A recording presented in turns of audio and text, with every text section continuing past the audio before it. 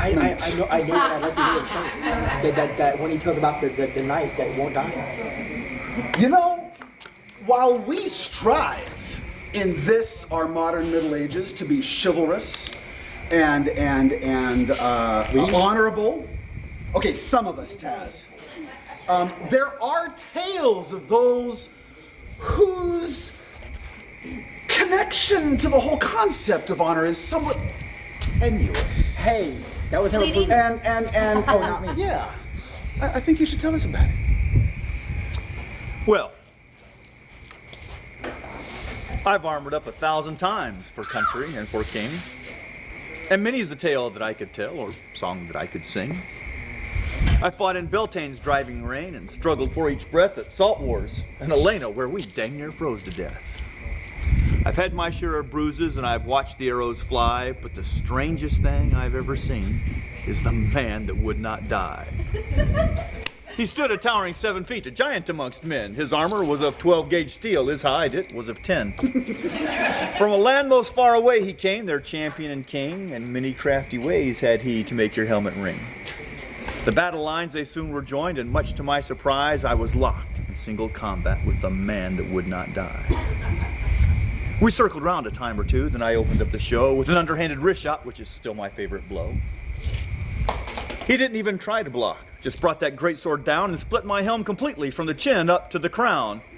And though my sword was still entrapped and the dent left in his side, what a mighty knight his people cheered as the man that would not die. A full 24 fighters fell beneath his awesome might, and though many blows did land, it seems that everyone was light. The battle soon was over, and by Thor's own blood he went off to the side to doff his gear and hammer out the dents. The second battle soon began, and I took another try, bearing a sword named Rhino's Bane for the man that would not die. For Rhino's Bane was a special blade immortal for to cow, and if he had not felt those blows, he'd surely feel one now. 3 feet of rattan I'd center drilled and hollowed out the head and filled that hole with 6 or maybe 7 pounds of lead. A single blow was all I get. I raised that sword on high and buried it within the helm of the man that would not die. He didn't even bat an eye, just calmly struck me down and then went on to clear the field of squires, knights, and crown. I pondered why this man was not as stretched out on the dirt. Guess a headshot does no good with nothing there to hurt. The third engagement was delayed to give the Kyrtans time to pry the sword from out the head of the man that would not die. A battle deep within the woods was the last fight of the day, and the men remaining on my side went on their knees to pray, "Oh Lord, if you care for us, allow your moon to fall upon this man, for that would be the only blow he'd call."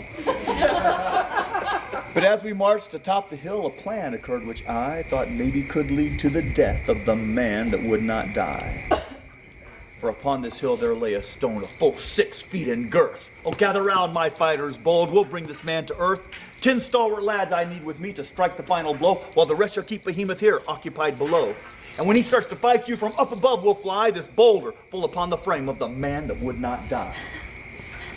It happened just as I foresaw. From out the woods he ran and stopped there right below us, as according to the plan.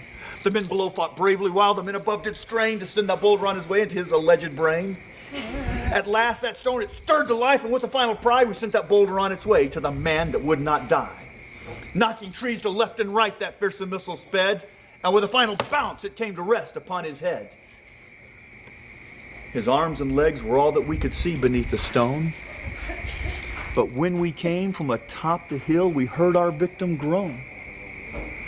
Astounded round him bout we stood as day bled into night, and we heard him say one final time, "My lords, that blow was light."